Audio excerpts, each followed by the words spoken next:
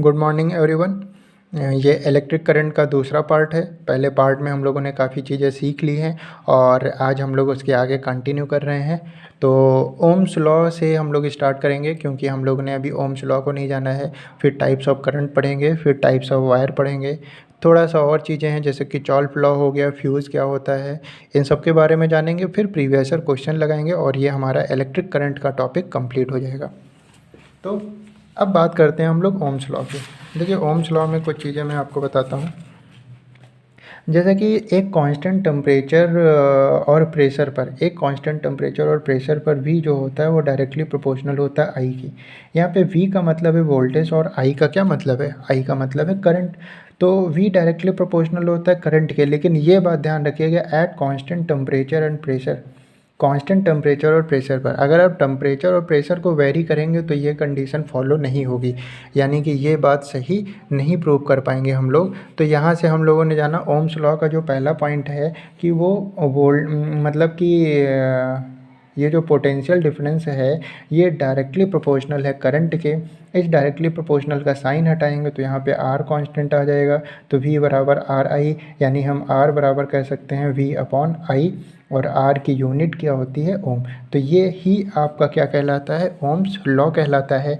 अब यहाँ पे देखिए क्वेश्चन, अब वो लोग कैसा पूछते हैं, अगर हम वोल्टेज को बढ़ाएंगे तो रेजिस्टेंस पर क्या फ़र्क पड़ेगा? भाई वोल्टेज जो है वो रेजिस्टेंस के डायरेक्टली प्रोपोर्शनल है, यानी कि वोल्टेज आप बढ़ाएंगे तो रेजिस्टेंस बढ़ेगा। क्वेश्चन ये है कि करंट बढ़ाने पर रेजिस्टेंस पर क्या फ़र्क पड़ेगा? तो करंट इन्वर्सली प्रोपोर्शनल है, तो आप करंट बढ़ाएंगे तो रेजिस्टेंस कम होगा, करंट घटाएंगे तो रेजिस्टेंस ज़्यादा होगा। ठीक है। अब यहाँ पे जैसे मैंने एक ग्राफ बताया है, इस ग्राफ में यही शो किया जा रहा है, इस ग्राफ में यही शो किया जा रहा है कि ये है आपका वोल्टेज, ये है आपका करंट। जैसे जैसे वोल्टेज बढ़ रहा है वैसे वैसे टाइम भी बढ़ रहा है, यानी कि वो वैसे वैसे करंट भी बढ़ रहा है। तो वोल्टेज ज़्यादा होने से करंट भी ज़्यादा हो रही है, तो वोल्टेज कम होने से भी करंट भी कम होगा, क्योंकि इनके बीच डायरेक्टली प्रोपोर्शनल का रिलेशन है। उसके बाद देखिए आजकल क्वेश्चंस कैसे पूछते हैं, ये यहाँ पे थोड़ा सा यहाँ पे अच्छे से समझाया है हमने। यहाँ पे देखिए क्या हो रहा है, अगर आपका लेंथ ज़्यादा है और आपको करंट ईजिली फ्लो कराना है तो रेजिस्टेंस कम करना पड़ेगा।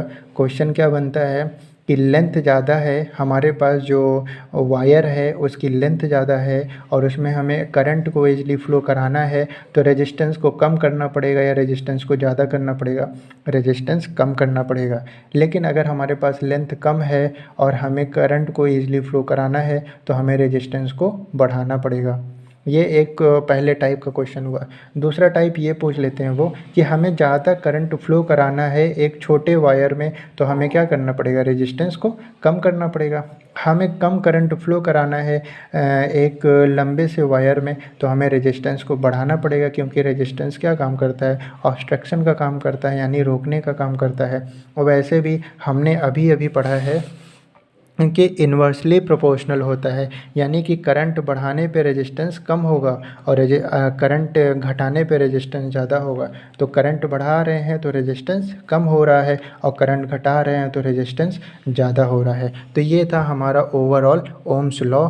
तो ओम्स लॉ में क्या क्या पॉइंट्स थे जो हमारे लिए इम्पोर्टेंट है? पहला ये कि एट फिक्स मतलब at constant temperature and pressure V directly proportional I, और R बराबर V अपॉन I, यही है हमारा ओम्स लॉ।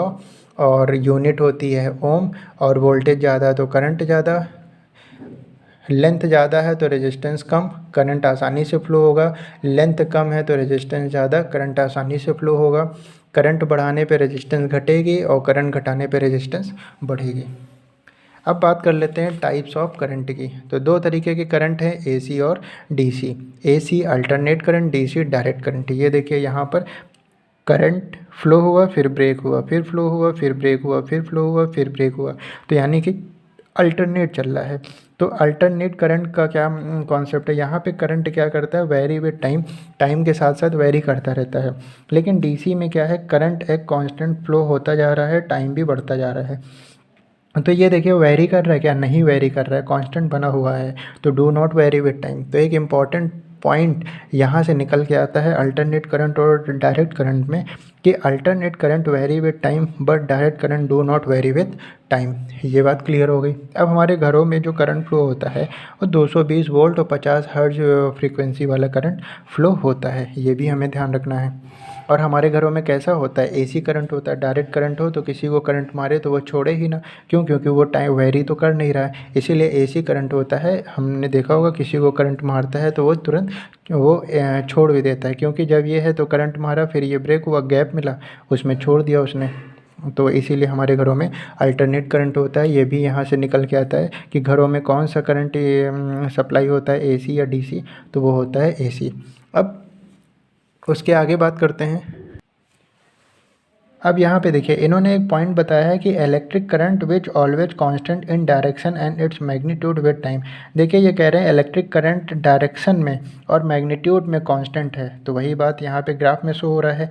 ये देखिए इसका डायरेक्शन भी कांस्टेंट बना हुआ है, इसका मैग्नीट्यूड भी कांस्टेंट। सपोज़ करिए ग्राफ यहाँ से शुरू हो रहा है तो ये अगर 1 है तो ये पूरा क्या हो रहा है, करंट 1 ही फ्लो हो रहा है। तो यानी कि always constant in direction, direction में भी कांस्टेंट रहेगी और मैग्नीट्यूड में भी कांस्टेंट रहेगी विथ रिस्पेक्ट टू टाइम, और यहाँ पे वेरी करती रहेगी। इंस्ट्रूमेंट की बात कर लें तो ट्रांसफार्मर एक ऐसा इंस्ट्रूमेंट है वो जो एसी को कम या ज़्यादा करता है, मतलब अल्टरनेट करंट को कम भी करता है और ज़्यादा भी करता है। तो क्वेश्चन पूछ लें कि अल्टरनेट करंट को कम या ज़्यादा करने का काम कौन करता है, तो वो क्या है, ट्रांसफार्मर। इस ट्रांसफार्मर को डिस्कवर किया माइकल फैराडे ने। इन्होंने कहा है electric current which periodically reverse direction and change its magnitude continuously with time. Just इसका अपोजिट है, पूरा एसी और डीसी में अंतर एक दूसरे के अपोजिट है। टाइम के साथ वेरी कर रहा है, नहीं वेरी कर रहा है। इसका जो डायरेक्शन और मैग्नीट्यूड है वो टाइम के रेस्पेक्ट में कांस्टेंट है, पर यहाँ पे डायरेक्शन और मैग्नीट्यूड दोनों ही टाइम के रेस्पेक्ट में चेंज होता जा रहा है। और यहाँ पे ध्यान रखना है ट्रांसफार्मर को डिस्कवर किया माइकल फैराडे ने। एसी को कम या ज़्यादा करने का काम करता है। तो ये कुछ पॉइंट थे टाइप्स ऑफ करंट से रिलेटेड।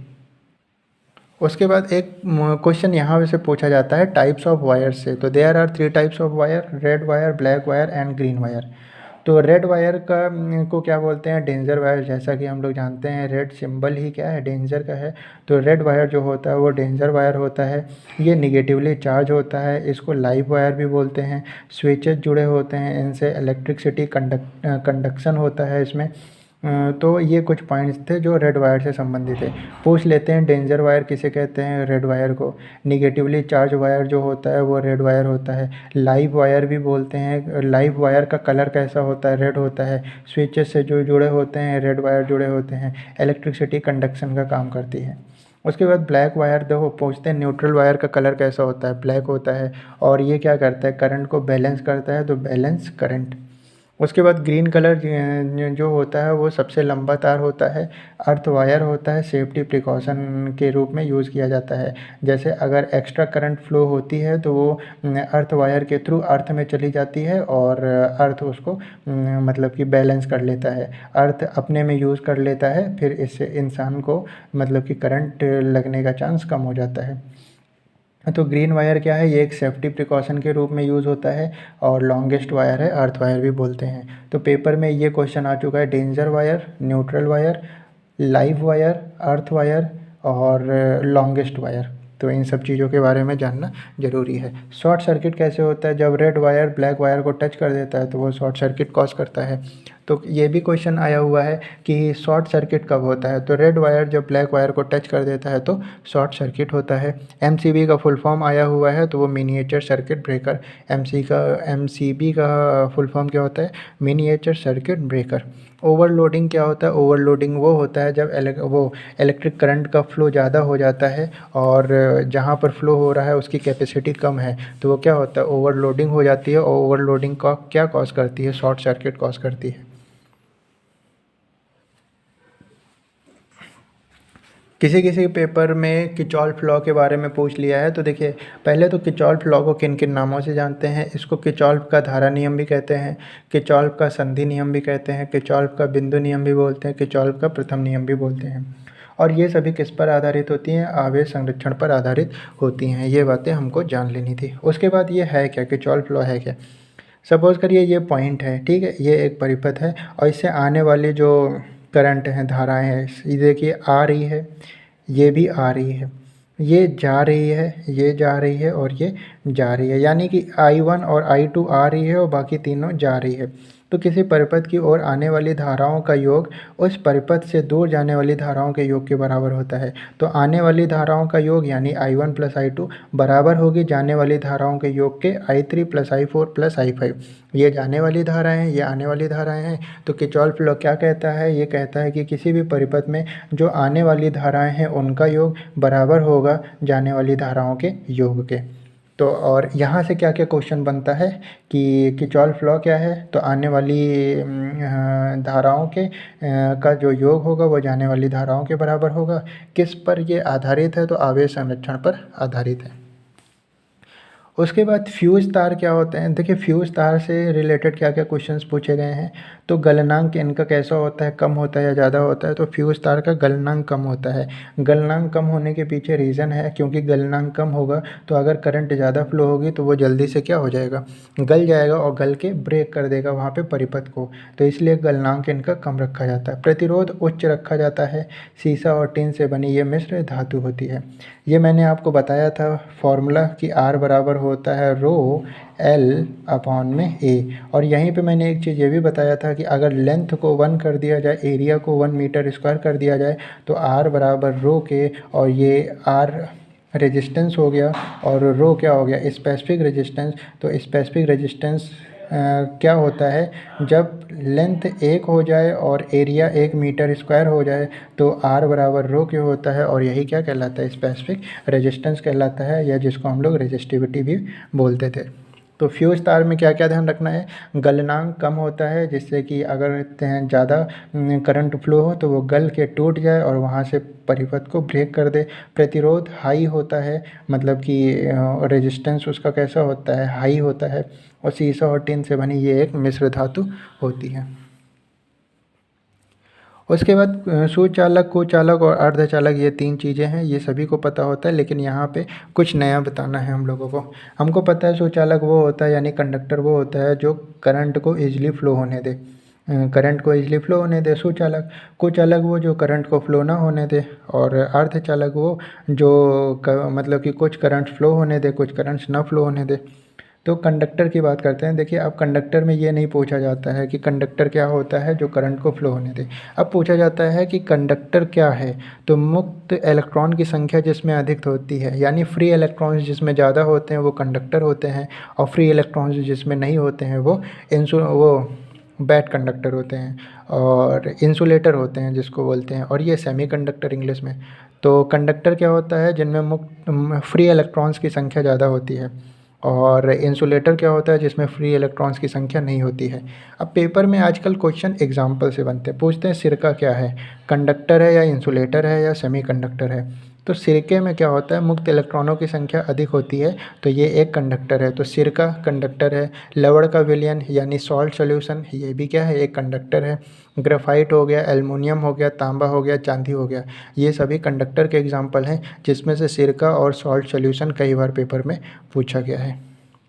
बैड कंडक्टर क्या होते हैं, यानी कि जिसमें फ्री इलेक्ट्रॉन्स नहीं होते हैं, जैसे रबड़ पता है, कांच पता है, प्लास्टिक पता है, लकड़ी पता है। पेपर में क्वेश्चन कैसे पूछते हैं, कांच जो है वो एक इंसुलेटर है, क्यों, उसमें मुक्त इलेक्ट्रॉन की संख्या ज़्यादा है, उसमें मुक्त इलेक्ट्रॉन की संख्या नहीं है, दोनों या इनमें से कोई नहीं। तो अगर कांच जो है वो बैड कंडक्टर है यानी इंसुलेटर है, तो यानी उसमें मुक्त फ्री इलेक्ट्रॉन्स नहीं होंगे। प्लास्टिक, लकड़ी, रबड़, ये सब पूछा गया। अब देखिए शर्करा का विलयन पूछा गया था कि जो शुगर सॉल्यूशन होता है वो क्या होता है, वो एक इंसुलेटर है या कंडक्टर है, तो वो एक इंसुलेटर है। वेकेलाइट इंसुलेटर है, और आशुद्ध जल डिस्टिल्ड वाटर क्या है, ये भी एक इंसुलेटर है, क्योंकि इसमें फ्री इलेक्ट्रॉन्स नहीं होते हैं और ये करंट को फ्लो नहीं करने देता। तो जो भी आपके इंसुलेटर्स हैं वो क्या करते हैं, करंट को फ्लो नहीं होने देते हैं। सेमीकंडक्टर्स में 3 एग्जांपल बहुत फेमस है, सिलिकॉन, जर्मेनियम और सेलेनियम। तो सिलिकॉन, जर्मेनियम और सेलेनियम, ये 3 एग्जांपल याद कर लीजिए। विद्युत ऊर्जा को मापा जाता है किलोवाट आवर में। हम लोग के घरों में बिजली कितने यूनिट चली है, 1 यूनिट, 2 यूनिट, 4 यूनिट, तो यानी कि उसका जो मेज़रमेंट होता है वो किलोवाट आवर में होता है। आवेशों को धनात्मक तथा ऋणात्मक नाम दिया बेंजामिन फ्रैंकलिन ने। क्वेश्चन ये भी आया हुआ है कि मतलब कि आवेश जो होते हैं पॉजिटिव चार्ज और नेगेटिव चार्ज, तो ये नाम किसने दिया है? ये बेंजामिन फ्रैंकलिन ने नाम दिया है। और 1 किलोवाट हार बराबर होता है, एक बार इन्होंने ऑप्शन दिया था 3.6 इंटू 10⁻6 जूल, तो 3.6 इंटू 10⁻6 जूल होता है। और एक बार इन्होंने ऑप्शन दिया था 36 इंटू 10⁵ जूल, तो इसका भी मतलब तो वही है ना, 3.6 इंटू 10⁻6 है जूल, डेसिमल हटाएंगे तो 10 होगा, ये यहाँ आएगा तो ये इसको 5 कर देगा, तो 36 इंटू 10⁵ जूल ये हो गया। तो ये दोनों चीज़ें याद रखनी है, 1 किलोवाट आवर में 3.6 इंटू 10⁻6 जूल या फिर 36 इंटू 10⁵ जूल होता है। एलईडी और सीएफएल में अच्छा कौन? देखिए एलईडी क्या है? लाइट एमिटिंग डायोड, और सीएफएल क्या है? तो क्लोरोफ्लोरेसेंट लैंप होता है। सीएफएल क्या है? कॉम्पैक्ट फ्लोरेसेंट लैंप है। देखिए इन दोनों में अच्छा क्या है? इन दोनों में अच्छा क्या होता है? एलईडी होता है। क्यों एलईडी क्यों अच्छा होता है? तो इसमें क्या है, एलईडी ज़्यादा अच्छा होता है। ऐसा क्या है कि एलईडी अच्छा होता है, सीएफएल अच्छा नहीं होता है? तो एलईडी में क्या होता है कि जो भी हमारा इलेक्ट्रिक एनर्जी होता है वो डायरेक्ट क्या करता है, लाइट एनर्जी में कन्वर्ट कर देता है, इलेक्ट्रिक एनर्जी को डायरेक्ट लाइट एनर्जी में कन्वर्ट कर देता है। लेकिन सीएफएल में क्या होता है, कॉम्पैक्ट फ्लोरेसेंट लैंप में क्या होता है, इसमें मतलब कि कम दाब पर मरकरी का वेपर भरा जाता है, कम दाब पर मरकरी का वेपर भरा जाता है, जो हमारे पर्यावरण के लिए क्या होता है, हार्मफुल होता है। तो इसीलिए ऐसा ऐसा अब आपको भी लग रहा होगा, हाँ एलईडी ज़्यादा अच्छा है, क्योंकि सीएफएल में जो मरकरी का वाष्प भरा हुआ है लो लेवल लो प्रेशर पर, वो पर्यावरण के लिए नुकसानदायक है। और एलईडी में क्या है कि वो सीधे लाइट इलेक्ट्रिक एनर्जी को डायरेक्ट लाइट एनर्जी में कन्वर्ट कर देता है। तो ये क्या है, इको फ्रेंडली है, और ये इको फ्रेंडली नहीं है, तो एलईडी ज़्यादा अच्छा होगा। ये भी पेपर में क्वेश्चन आया था। कुछ और पॉइंट्स यहाँ पे दिया हुआ है। हीट, ये मैं बता चुका हूँ आपको कि VIT होता है और या I²RT, ये दोनों ही फॉर्मूले हैं। जब आपको पोटेंशियल डिफरेंस, इलेक्ट्रिक करंट और टाइम दिया हो और एनर्जी पूछे तो VIT लगा दीजिए। जब रेजिस्टेंस दिया हो, टाइम दिया हो और करंट दिया हो तो I²RT निकाल दीजिए। B बराबर IR होता है, वही V की वैल्यू IR रख दी है, इसीलिए I²RT हो गया है। तो ये पिछली क्लास में बता चुके हैं। विद्युत बल्ब की बात की है तो इसमें फिलामेंट कौन सा होता है? टंजस्टेंट, जिसका सिंबल क्या होता है? W। आविष्कार किसने किया? Thomas Alva Edison. ये सब बातें पता है। नाइट्रोजन और ऑर्गन के गैस भरे होते हैं विद्युत बल्ब में। उसके बाद हीटर की बात करें तो वो फिलामेंट नाइक्रोन फिलामेंट का बना होता है। AC से DC प्राप्त करने के लिए रेक्टिफायर का यूज़ होता है और DC से AC प्राप्त करने के लिए इन्वर्टर का यूज़ होता है। तो ये 2 पॉइंट हैं। रेक्टिफायर और इन्वर्टर क्या होता है, या कभी कभी क्वेश्चन ये भी पूछ लेते हैं AC से DC प्राप्त करना हो तो क्या करना पड़ेगा। रेक्टिफायर जो होता है वो AC से DC AC करंट को DC में कन्वर्ट कर देता है, और कोई DC करंट है उसको AC में कन्वर्ट करना है तो उसके लिए क्या यूज़ होता है? इन्वर्टर। तो ये पॉइंट इंपॉर्टेंट है। ये तो मैंने आपको जब वो पैरेलल कॉम्बिनेशन सीरीज़ कॉम्बिनेशन बता रहे थे तभी बताया था कि घरेलू उपकरणों को समांतर क्रम में जोड़ा जाता है, यानी पैरेलल कॉम्बिनेशन में जोड़ा जाता है जो भी हमारे घरेलू उपकरण है, हाउस होल्ड इंस्ट्रूमेंट हैं। उसके बाद सजावटी झालरों में श्रेणी क्रम में जोड़ा जाता है। क्यों? क्योंकि एक बल्ब ख़राब तो पूरी लड़ी ख़राब हो जाती है, एक बल्ब भी ख़राब होने पर परिपथ टूट जाता है और सभी बल्ब बुझ जाती हैं। अब कुछ चीज़ें रिकॉल करा देते हैं। जैसे हमने जब एम मीटर बताया था तो हमने कहा था उसमें कैसा कॉम्बिनेशन होता है? सीरीज़। वोल्ट मीटर में पैरेलल, और क्या, और हाँ सीरीज़ में क्या होता है, करंट जो है वो सब में समान होता है, सारे रेजिस्टेंस पे करंट समान होता है। लेकिन पैरेलल कॉम्बिनेशन में क्या होता है, सारे रेजिस्टेंस पे समान नहीं होता है इलेक्ट्रिक करंट का फ्लो। और सीरीज़ में फॉर्मूला होता है R बराबर R1 प्लस R2, पैरेलल में फॉर्मूला होता है 1/R बराबर 1/R1 plus 1/R2 plus 1/R3, जितने रेजिस्टेंस जुड़े हों इक्विवेलेंट रेजिस्टेंस निकालने के लिए। तो यहाँ पे हम लोग ने थ्योरी कंप्लीट कर ली है। अब आइए क्वेश्चंस देख लेते हैं जो प्रीवियस ईयर में आए हुए हैं। इन्होंने थ्योरेटिकल पोर्शन ज़्यादा नहीं बताया था, बस क्वेश्चंस दिखा दिया था, लेकिन हम लोगों ने बहुत अच्छे से थ्योरेटिकल पोर्शन कर लिया है। अब हम क्वेश्चंस को आसानी से अटेम्प्ट कर पाएंगे। इन्होंने कहा यदि संयोजन तार नहीं है तो विद्युत परिपथ को पूरा करने के लिए निम्नलिखित में से किसका उपयोग किया जाएगा। यानी कि संयोजन तार नहीं है, मतलब कि कोई तार उसको जोड़ नहीं रहा है, तो रबड़ की पेटी का प्रयोग करेंगे, ये तो बैड कंडक्टर होता है, तो ये कैसे करंट को फ्लो कराएगा, नहीं। लकड़ी के छड़ को, नहीं, लकड़ी भी बैड कंडक्टर है, ये भी नहीं परिपथ को पूरा करेगी। ब्लेड क्या है, ये गुड कंडक्टर ऑफ इलेक्ट्रिसिटी है, तो ये फ्लो कराया देगी, तो यहाँ पे हमारा सी ऑप्शन है। और कागज़ की पट्टिका, तो कागज़ भी क्या है, एक बैड कंडक्टर है, तो ये भी नहीं करा पाएगी। तो जो गुड कंडक्टर होगा वही संयोजन, वही परिपथ को पूरा करेगा, तो यहाँ पे सी हमारा क्या है, एक गुड कंडक्टर है। लकड़ी कुचालक होता है क्योंकि देखिए लकड़ी क्या है, एक इंसुलेटर है, क्यों, तो इसमें मतलब कि जो इलेक्ट्रॉन्स हैं, जो फ्री इलेक्ट्रॉन्स है वो नहीं होंगे, तभी ये क्या है, एक इंसुलेटर है। और फ्री इलेक्ट्रॉन्स होते तो वो एक कंडक्टर होता। तो उसमें मुक्त इलेक्ट्रॉन होते हैं, नहीं, उसमें बहुत मुक्त इलेक्ट्रॉन होते हैं, नहीं, उसमें मुक्त इलेक्ट्रॉन नहीं होते हैं। बहुत मुक्त प्रोटॉन होते हैं, नहीं, हमने इलेक्ट्रॉन की ही बात करी थी। और मुक्त इलेक्ट्रॉनों की संख्या कम होती है, जी हाँ। मैंने जब आपको कंडक्टर और इंसुलेटर बताया था, तो मैंने कहा था जो कंडक्टर होते हैं उसमें फ्री इलेक्ट्रॉन्स बहुत ज़्यादा होते हैं, जो इंसुलेटर होते हैं उनमें फ्री इलेक्ट्रॉन्स नहीं होते हैं। तो यहाँ पे फ्री इलेक्ट्रॉन्स बहुत ज़्यादा, तो ये तो प्रोटॉन वो कंडक्टर का होगा, बहुत प्रोटॉन है, कंडक्टर का होगा, लेकिन मुक्त इलेक्ट्रॉनों की संख्या कम है, तो ये इंसुलेटर होगा। उसके बाद किरचॉफ का धारा नियम किसके संरक्षण पर आधारित है, मैंने बताया था आवेश के संरक्षण पर आधारित है, तो यहाँ पे आवेश हमारा डी ऑप्शन है, तो ये सही होगा। तो किरचॉफ का मैंने बताया था कि आने वाली करंट का योग जाने वाली करंट के योग के बराबर होता है, और ये ये आवेश संरक्षण पर आधारित नियम है। तो 33 का क्या होगा, डी होगा। उसके बाद नेक्स्ट की बात कर लेते हैं, जूम कर लेते हैं क्वेश्चन को। इन्होंने कहा किसी फ्यूज़ तार के लिए क्या महत्व है। अब देखिए मैंने जब आपको बताया था फ्यूज़ तार, तो उसमें बताया था उसका गलनांक कम रखा जाता है, जिससे कि अगर करंट ज़्यादा फ्लो हो जाए तो वो तुरंत गल के परिपथ को ब्रेक कर दे। उसके बाद दूसरा पॉइंट ये बताया था हमने कि उसमें जो रेजिस्टेंस है वो हाई रखा जाता है। रेजिस्टेंस कैसे रखा जाता है, रेजिस्टेंस हाई रखा जाता है। और तीसरा पॉइंट ये बताया था कि शीशा और टिन से बना होता है। और रेजिस्टेंस का फॉर्मूला आपको याद होगा, रेजिस्टेंस का फॉर्मूला रो एल अपॉन ए होता है, ठीक है। तो ये सारी बातों अगर आपको ध्यान है, तो इसके गलनांक का महत्व है इसमें, जी हाँ, गलनांक कम रखा जाता है, गलनांक का महत्व है। विशिष्ट प्रतिरोध यानी स्पेसिफिक रेजिस्टेंस की ज़रूरत है, बिल्कुल। आर बराबर होता है रो एल अपॉन ए, तो यानी कि स्पेसिफिक रेजिस्टेंस भी रोल प्ले कर रहा है।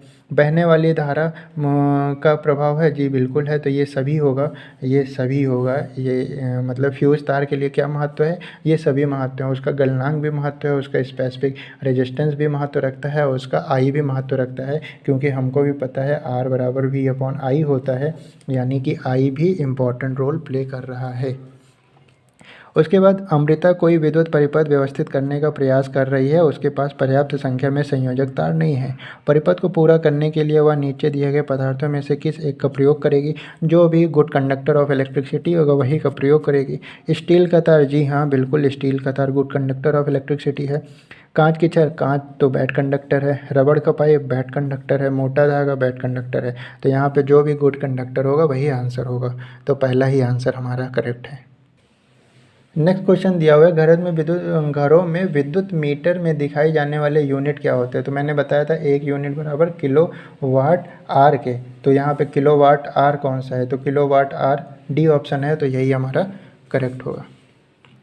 घरों में प्रकाश स्रोत के रूप में एलईडी और सीएफएल दोनों का आमतौर पर प्रयोग किया जाता है, निम्न में से कौन सा सही है। तो देखिए एलईडी बेहतर होता है और सीएफएल विषैला पदार्थ होता है, पहला ही सही होगा। एलईडी क्या है, ये डायरेक्ट इलेक्ट्रिक एनर्जी को लाइट एनर्जी में कन्वर्ट कर देता है। और सीएफएल जो कि कॉम्पैक्ट फ्लोरोसेंट लैंप होता है, उसमें क्या भरा होता है, उसमें वेपर भरा होता है, किसका, मरकरी का, और जो हमारे एटमॉस्फेयर के लिए क्या है, हार्मफुल है। तो इसी वो जो मरकरी का वेपर होता है वो विषैला होता है, तो ये सही है। दोनों ही एक समान अच्छे हैं, नहीं, दोनों में से कोई भी अच्छा नहीं है, नहीं बिल्कुल नहीं। एलईडी तो अच्छा है और सीएफएल बेहतर है, एलईडी विषैले पदार्थ नहीं, एलईडी में कोई विषैला पदार्थ नहीं, वो तो डायरेक्ट इलेक्ट्रिक एनर्जी को किस में कन्वर्ट कर देता है, आपके लाइट एनर्जी में। अगला क्वेश्चन है कि जब धात्विक चालक में विद्युत धारा प्रभावित होती है तो चालक में उत्पादित ऊष्मा की मात्रा इसके डैश पर निर्भर करती है। अब देखिए इसको कैसे करेंगे, इन्होंने कहा धारा प्रभावित हो रही है तो हीट की मात्रा किस पर निर्भर करेगी। हीट बराबर मैंने बताया था क्या होता है, हीट बराबर वी आई टी होता है। वी आई टी होता है, यानी कि और एक ये भी होता है आई स्क्वायर आर टी होता है। और आर किसके बराबर होता है? आर बराबर होता है रो एल अपॉन ए के। तो ए यानी एरिया, एरिया यानी मोटाई पर निर्भर कर रहा है। एल यानी लेंथ, यानी कि अरे दिख नहीं रहा है, रुक जाइए, अब तो दिख रहा होगा। तो अब देखिए, हाँ हमने बताया H बराबर वी आई टी बताया था, क्योंकि हीट, तो H बराबर वी आई टी बताया था। और हमने ये भी बताया था आई स्क्वायर आर टी भी होता है। और हमने R बताया था कि रो एल अपॉन ए भी होता है। तो किस पर निर्भर कर रही है? तो यहाँ पे देखिए ए यानी एरिया, एरिया यानी मोटाई पर निर्भर कर रही है, तो मोटाई तो होगा। एल यानी लेंथ पर निर्भर कर रही है, तो एल भी होगा। और आर यानी रेजिस्टेंस, तो वो रेजिस्टेंस क्या शो कर रहा है? रेजिस्टेंस, स्पेसिफिक रेजिस्टेंस, वोल्ट और करंट, ये सब ये शो कर रहे हैं कि वो पदार्थ पर भी निर्भर करेगी। तो यानी कि पदार्थ पर भी निर्भर करेगी, लंबाई पर भी और मोटाई पर भी। यहाँ पे पदार्थ और मोटाई है, लंबाई का जिक्र नहीं है, तो इसलिए ये नहीं होगा। यहाँ पे पदार्थ और लंबाई है, मोटाई का जिक्र नहीं है, इसलिए ये नहीं होगा। यहाँ पे लंबाई और मोटाई है, जी नहीं, पदार्थ पर भी निर्भर करता है। तो यहाँ पे हमारा ऑप्शन सही होगा, बी ऑप्शन, पदार्थ, लंबाई और मोटाई पर भी निर्भर करता है। क्योंकि मैंने आपको बताया था जो स्पेसिफिक रेजिस्टेंस होता है वो लेंथ और एरिया पर डिपेंड नहीं करता, वो नेचर ऑफ मटेरियल पर डिपेंड करता है, नेचर ऑफ मटेरियल पर डिपेंड करता है। अभी आपको दिखाता हूँ। ये देखिए, यहाँ पे मैंने जब आपको बताया था ये बात कि वो कहाँ गया, आर बराबर रो एल अपॉन ए होता है, तो यहाँ पे मैंने बताया था resistivity does not depend on length and breath.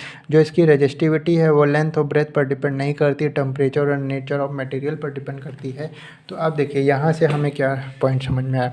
यहाँ से समझ में आया कि एल पर डिपेंड करता है, क्योंकि हीट बराबर होता है आई स्क्वायर आर टी, और आर जो है वो डिपेंड करता है लेंथ और एरिया पर। लेकिन ये जो केवल स्पेसिफिक रेजिस्टेंस है वो केवल मटेरियल पर डिपेंड करता है। तो मटेरियल पर डिपेंड करता है, लेंथ पर रेजिस्टेंस डिपेंड करता है, एरिया पर रेजिस्टेंस डिपेंड करता है।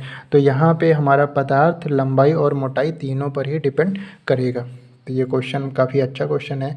उसके बाद आगे बात करते हैं नेक्स्ट क्वेश्चन की।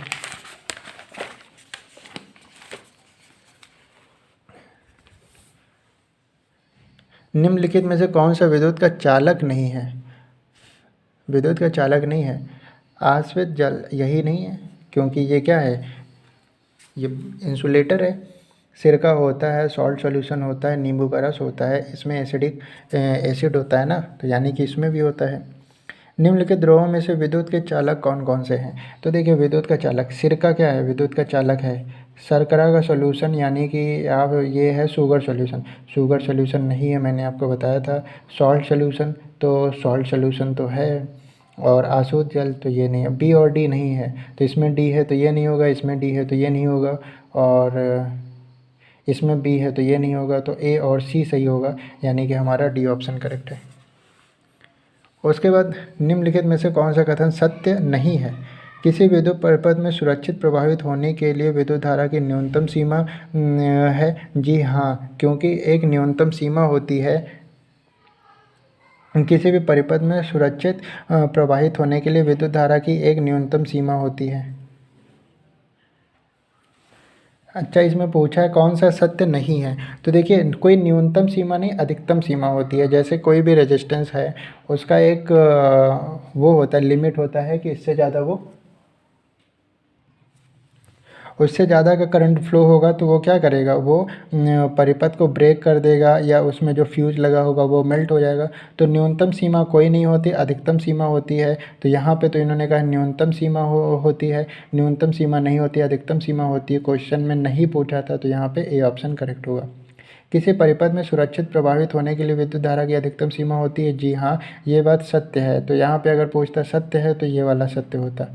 भवनों में सुरक्षित परिपथों में फ्यूज लगाए जाते हैं। जी हाँ, फ्यूज इसलिए लगाए जाते हैं जिससे कि अगर ज़्यादा करंट फ्लो हो तो वो क्या करे? मेल्ट होकर टूट जाए और करंट के फ्लो को रोक दे।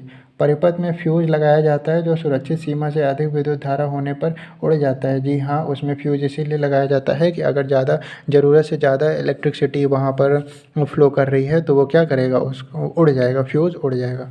तो यहाँ पे नहीं पूछा था, तो इसलिए पहला होगा, क्योंकि न्यूनतम सीमा कुछ नहीं होती है। उसके बाद अगला क्वेश्चन दिया गया हुआ है कि दिए गए परिपथ में सेल से प्रवाहित धारा आई है और सेल का आंतरिक प्रतिरोध 0 है। तो अच्छा ठीक है, सेल से प्रवाहित धारा I है, मतलब I कितना है ये बताना है हम लोगों को। तो सबसे पहले तो आप रेजिस्टेंस कर लीजिएगा क्लियर। तो ये है क्या, पैरेलल कॉम्बिनेशन है। पैरेलल कॉम्बिनेशन है तो 1/2 प्लस 1/2, तो ये हो जाएगा 2/2 यानी कि 1। फिर इसका आ गया 1 और ये है 2, और 2 और 1 ये क्या है, सीरीज़ कॉम्बिनेशन में, तो 2 1 3, मतलब हमारा जो इक्विवेलेंस रेजिस्टेंस है वो 3 ओम आ गया। ठीक है, 3 ओम आ गया। और हमें पता है R बराबर क्या होता है, V/I। तो R है 3 और V है 6 और अपॉन में I, तो 3 एकम 3, 3 दूनी 6, I इधर आया तो I बराबर क्या आया, I बराबर 2 एम्पेयर। तो यहाँ पे हमारा कौन सा ऑप्शन सही है, 2 एम्पेयर करेक्ट है।